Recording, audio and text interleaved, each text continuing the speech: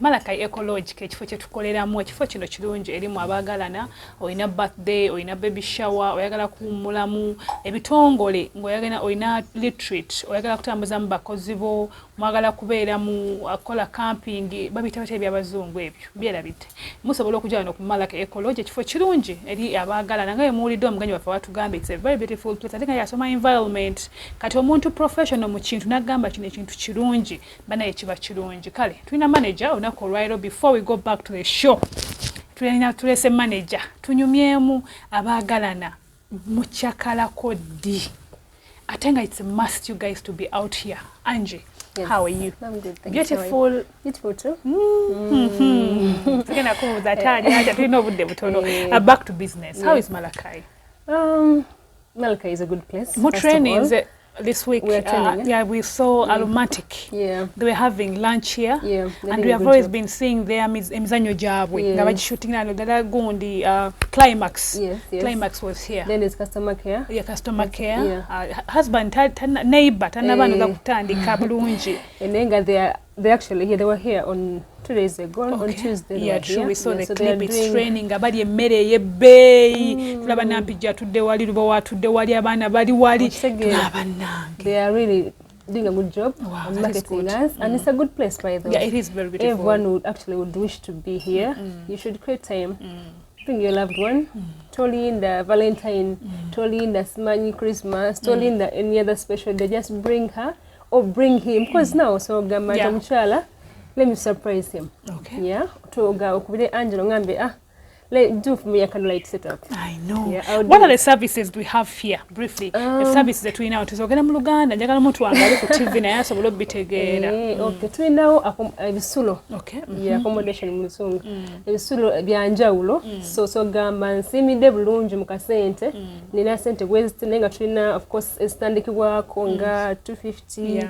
350, 400, since the job was a choosing near family wedding. Let's have like a retreat, you know, girls trip, be like let's go and spend a night as girls or as a family. Okay. Yeah, so we have such setups. And then also do we tukola wano photo shoot omuntu mazalibwage ayagala mu kuba bifaananyi mu kafoka na kalungi chiri we chiri.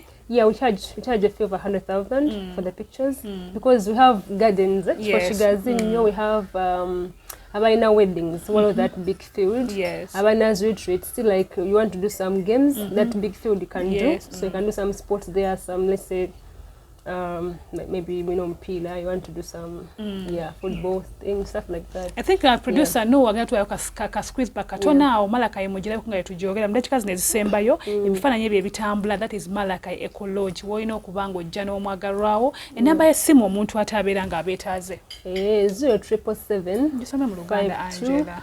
Oh my goodness. Kale soma mu Luzungu njikole mu Luganda.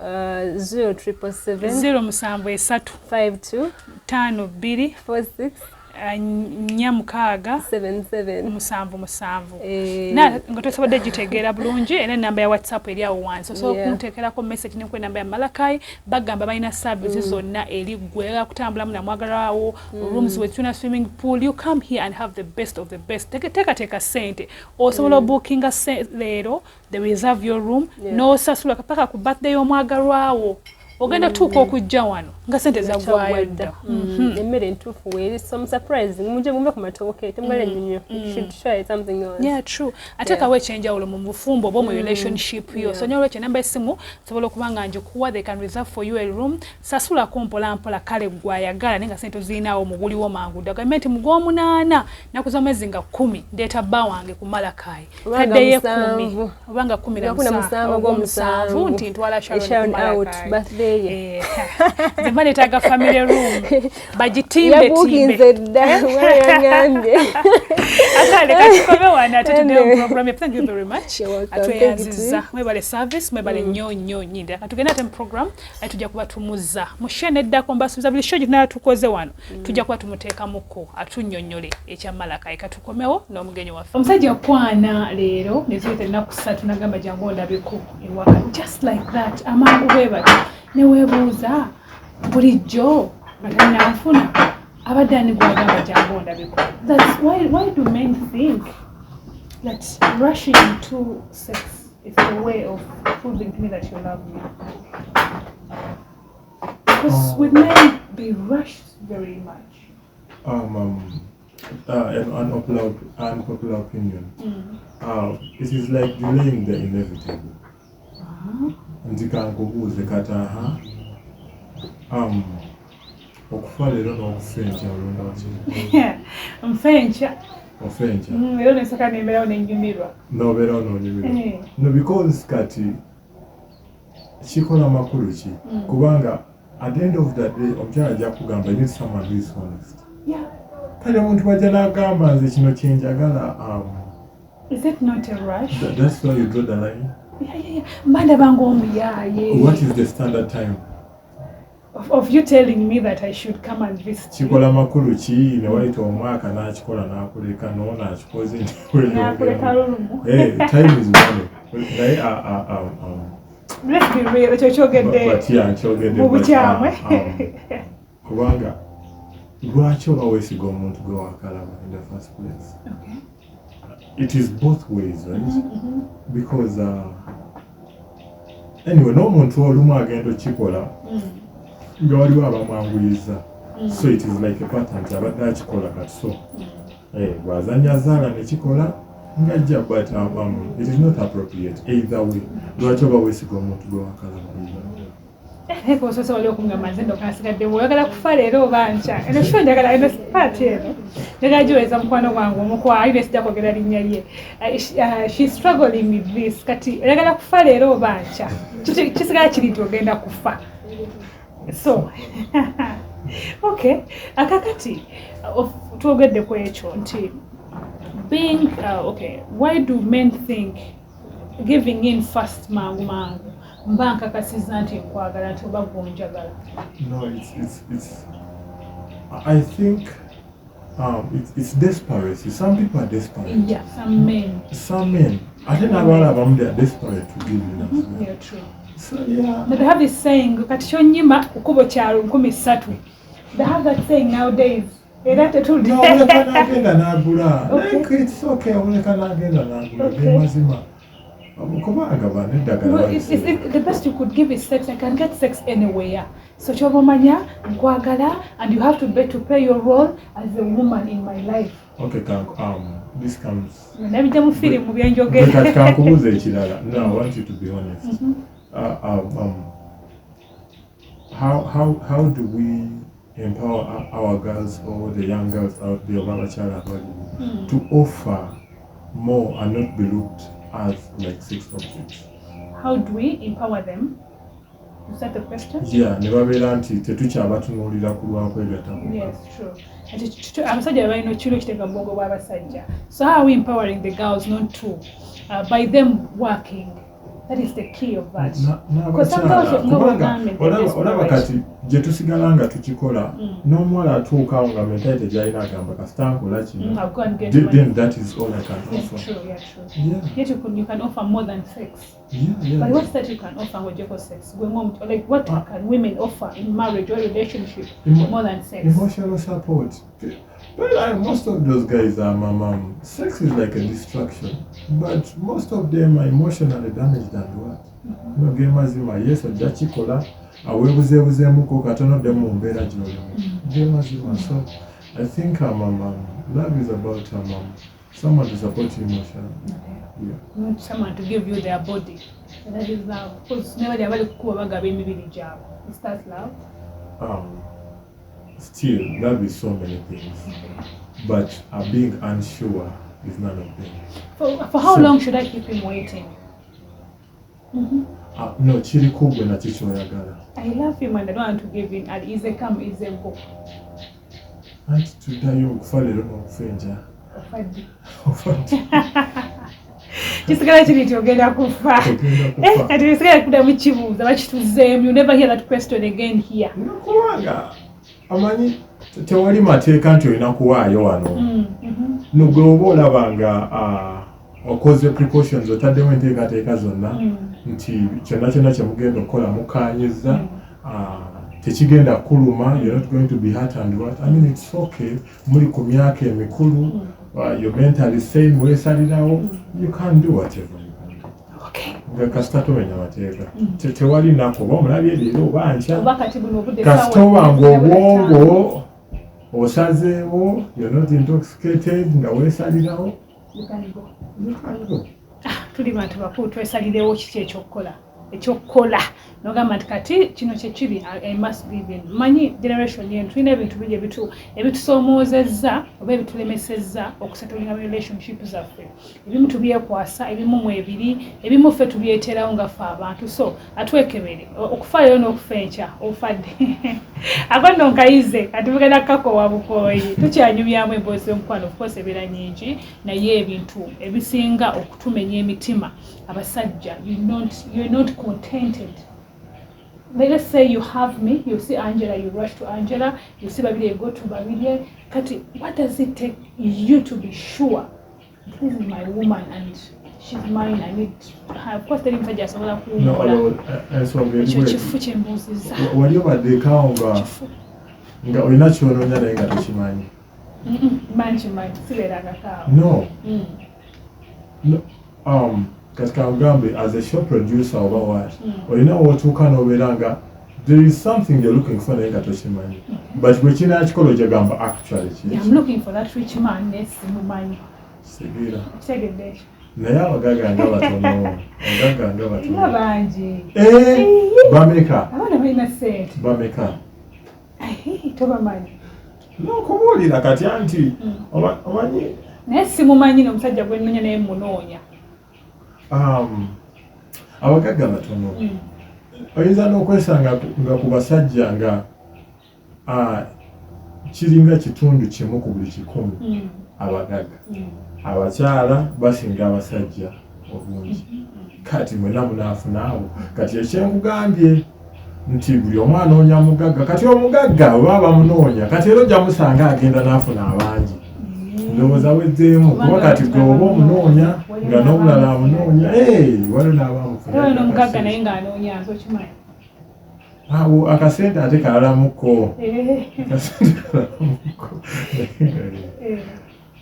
kati kyekyo ate kati obuzibu eno seeko tegenda kufa kati nti kati nange wemba mwavu ne bambonyaabonya mwenkwatira ku ssente balina okwesasuza balina okulaga abanyooma ku luli kati okitegeera nti baagala balina ssente kanaye bakugobaagobamuko bw'ogenda n'okola ssente oba oyagala osooka oyiteyitemukko akasente katono naye nga ekibuuzo kyange kiri gye tuvuddeko okudda eno nti biki mwe bye muba munoonya some guys they are not faithful the few guys sijja kuteekamu naye nga bwe nagambye tuli mu generation eno naawe ebintu bino byabyeko bibaawo n'abakyali babikola omanyi like at least you see stories that you know ono ayenze kwona ali kwona noba banoonyaki oba munoonyaki wemuba temuli bafumbo abafumbo bo bwe bakikola kyeŋŋamba bwe bakikola kyo baba bamenye mateeka naye kati ate bano abakikoze baba bakikoze mu bukyamu mbuuza kuba temuli mu bufumbo if you come and tell me I love you Sharon nange nenkugamba I love you Emma nenkwewa lwaki Emma ondekawo poza nomukyala nomwala nogende wagundi lwaki obogeze Angela alina yayongerwako wobeera muwulu abantu bakwagala naye wakafuna ekyana kyo n'abaali tebakwagala nga beereeta n'abaali tebakwagala omanyi olumu obangambe nti ebanga opportunity olina omuntu nga ate kati n'olumu omuntu aba takwagala omuntu it is about the experience nti naliko n'oyo kati omusajja ayinzaobeerawo n'agamba no ayinza ogamba njagala mbeereko n'ekyalanga kinene njagala mbeereko n'akakyalanga katono njagamba it is the experience sina mukwano it is the experience for the girls just for that it is the experience mu byafaayo bye nagetako ku muzungu ku mweru no it is the experience naga kiri bwe kiti it is the experience we are a curious generation bantu baagala okuzuula ayagala gezesa kino wanyashe ennene watayina nyashe enjawulo kyeriwo so it is just curiosity so tubaleke bazuule It is well for them. Natutwala okuzuula abakyala twayonoonese. Agano olaba omuwanvu abeera atya, omumpi ali atya. Era mubikola naye. Tubikola nnyo just byakatandika. Okoze otya naye kye ngamba bw'oba ofunye omuntu nga mwetegeera, you know, it's good to be deliberate and lock in. Love is a beautiful thing. How do you build trust? Trust is earned, and it is time. It is the patterns and consistency. Then and reassurance. Omuntu buli w'obanga omanyi naffe ng'abantu without olwa Thomas lujja munobeera ng'okyabuusabuusa. Naye omuntu buli kadde mujjukize kolewo akatiisa. Kuba nagambye nti bwe mutandika ng'omuntu akola kino, bw'atuuka nga takyakikola, kitegeeza aba takyakwagala, because there is a change in patterns or habits. So reassurance, omuntu omugamba tulina ky'ovaako. Okay. Trust is built in that angle. And it is earned. Yeah, true. So you have to work for it. Let's talk about giving now. When it comes to giving, when am I supposed to give my partner? Birthday, kunga ina kyabadde nga bamubye oba nga ina wetaavu, oba anytime I can give a person I love. It is one thing I talked about. Omuntu okutegeera omuntu olw'okwana gwasobola nti some people baba bakuliza ku survival. Okiraba gwe kyolabanga kyeweetaaga yakirabanga kyakwejalabya. So kati olina otegeera patanawo nti waliwo n'abasajja nga ye si byali nako nga kijja kuluma nti omuntu abadde ebbanga lyonna takuzanga na ku mazaalibwa, ojja kimuwa akulage nti kubanga teyabimanyira. So it is about understanding someone. Then ekirala ako ka needs assessment keetaagisaako. Kuba kati kangu example nti the government yazimba akatale ak'amaanyi Moroto mu Bakalamojja. Katale k'amaanyi sente nyingi naye Bakalamojja beetaaga katale. It is needs assessment. Ne mukwano olina otegeera omuntu nti omuntu oyinza okumuwa ekintu naye nga si kye yeetaaga. So yeah, you need to communicate n'otegeera omuntu oba oludde naye ekitegeera. I know when to give a person. Yeah, you can know when to give. But also to appreciate omuntu omuwa. Naye socks, bana omuntu socks ne vest ya boxer. Anti useme ku muntu obo. Kati nga birthday omuntu mugulire emipiira emipya egy'emmotoka. Omuntu ng'obwo obutonotono. Socks na pant na vest. Obuzibu n'abasajja abalala. Ekirabo kye bayinza okukkiriza ate bakyala balala. Nga kyokka naye kati abagulira ebirabo nga binene naye socks zo tulina nyingi. Mukitegedde. Socks zo balina nyingi ne pant ne vest tulekerawo zibagulira. Anyways, tunyumya ate binyumba bino ebintu ate bijja mu bana abantu tutegeera ne tweterezaamu ate netubala nga tutambuza omukwano gwaffe mu bulungi. Twagambye love is there. Tokowa mukwano. We live to love. So be there. When am I supposed to introduce my partner to my friends and my relatives? First of all, friends. Because abantu abasinga emikwano gyaffe tetwangwira nnyo. Bano notegeera bakyalibo. Okay. Kuba bakyalibo tebakuli. Okay, obuzibu. Olaba obuzibu bw'abalenzi. Maybe women are honest. The few. Nkubuulira yo abakyali wajja kugamba. Twagaya atayita. Be bakusekerera. Kati olumu naawe obeera tefatnaga ng'okimanyi yukwano gye bajja kukusekerera nga Angela mayinza okunkolako bajja kukusekerera. Naye abasajja bagezaako playing a professional. You introduce them to a partner and they're like, as long as you're happy. Yeah. As long as you're happy, otegeeza ki? Omuntu azaafuna opinion yamwe yadwa. But ekitegeeza muleeta abantu bano muffe bakwano bammwe to guide you. Yes. Like omanyi mani otomedde oyo muleke. She's not your type. Programme to go and nemesa. Kati olaba akantu aka ka type ako. Akantu aka ka type omanyi waliwo type ne test. Okay. Our test is a fantasy. Okay. Kitegeera. Oyagala mugagga biki nenga type ese bulime musajja ali. Kati test is a fantasy we build. Nti test yo nange nnabe njagala. Ngamba ekyo ne kimbeeramu naye nga type yange. kali atunda kamera si type yo no type ge mazima go nga test cho ino kuba chiroto chocho kuba olumu yakuba mutochi nolaba sikulimbo olumu yakuba mutochi nolaba ati nawo gera bagana kubana abali nange nono musajja ogena mele kamutima kasitotegira amazima go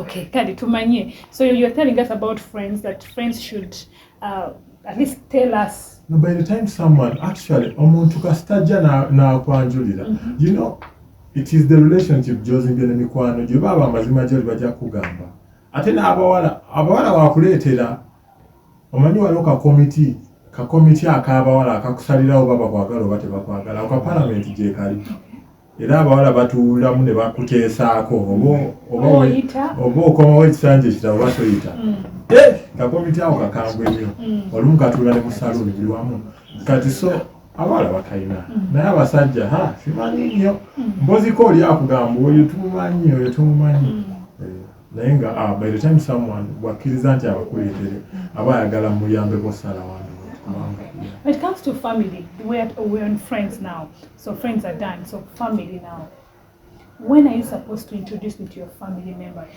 you get me today this is June this is June we are yet to go to July nakugamba omanyi it's high time I get to see your people because I don't know the person I'm dating I know by the way ekya family nekulunaku olusooka weetaaga naako wekiba kisobose n'obategeera no for your safety oba tomanyi muntu gw'oli naye dewe ennono zaffe gye ziri n'ebyo nti ennono zaawa nti our culture nga bwe tuli Africanacity oba nga bannayuganda oba nti omuntu wootuukira omwanjulira abazadde olina okuba nga oli sure oba ogenda kukola ekiddako naye nga kino kyandibadde beya minimum abazadde otegeera omuntu kuba kati wano abantu bagenda okukyala ng'omuntu ali lubuto naye ng'okukyala wandibadde okyala balabe oba oyitawo oba toyita okiraba kati engezaako okugamba nti kyandibadde kirungi abazadde ne bategeera omwana waabwe omuntu gw'ali naye ne famire gy'ogendamu andwati n'osalawo mangu ddala mangu mukitegedde mutulwisa nnyo otwegera nti onkwanyirira enkya ntwale wamwe bantegere tusalewo mangu ddala ngenda berekereza naye tusalewo mangu ddala ngenda berekereza tujja kuddamu ate Sunday ejja akate katusiibula atubuulireko atugambye abeera ne nights of course mutontomi tuwulidde mu part 1 ng'atontoma ati gwasubiddwa program eno yatandikidde genda ku YouTube channel yaffe eri Dr. TV Uganda ate ne ku Lovers Experience okugenda ate n'osangayo party eddala genda ate subscribe ate obeere nga olaba programs eno kuliko programs nyingi abantu bonna beweegomba okulaba ku channel kuli kwebali ya Dr. TV Uganda nga tukuleka obutalekeka first of all message to your girlfriend mu kitontome akyenyiza omugamba ng'otontoma kyekitontome ekyannema okuwandiika byemu ku bigambo ebyannema okwatula yemboozi eyannema okutandika akasana bwe kamala okwetaaya mu njuba y'amaaso ge mwe kawunyalira amwagala nnyo simanyi oba oluganda lutegeera gatya ngamba I love you mazo program ya Uganda. Okay, thank you for coming. Thank you so very much. So, are you saying, have you get into, you have a YouTube channel or something? I have a YouTube channel. And the social media and my YouTube channel, Isabelle Mitch, Twitter Isabelle Mitch, Okasoko Souls Finest, Instagram Isabelle _Mitch, then National Vagita Mitch's Manifest.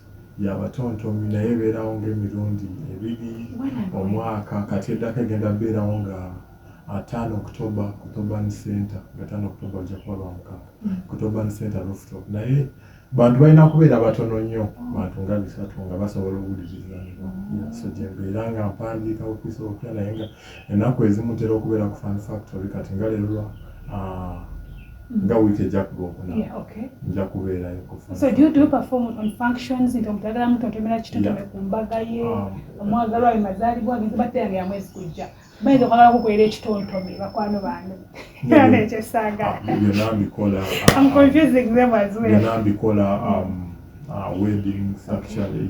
Lately abembaga bampita. Then waliwo abantu organizations balina conference nabyo ngendayo. Churches. Then ne kanisa. Naye awo tujalaba mpola. Naye nga n'olumu ekanisa ngezaako n'empandiika. I'm all around n'amasomero wantera ogenda nkola. You give out your number oba n'anoonya ffe? Eyaki mobile money abagala okuwa big name. Badde nsanga. Enamba yange eri noti 7 noti 934 noti 3. Okay.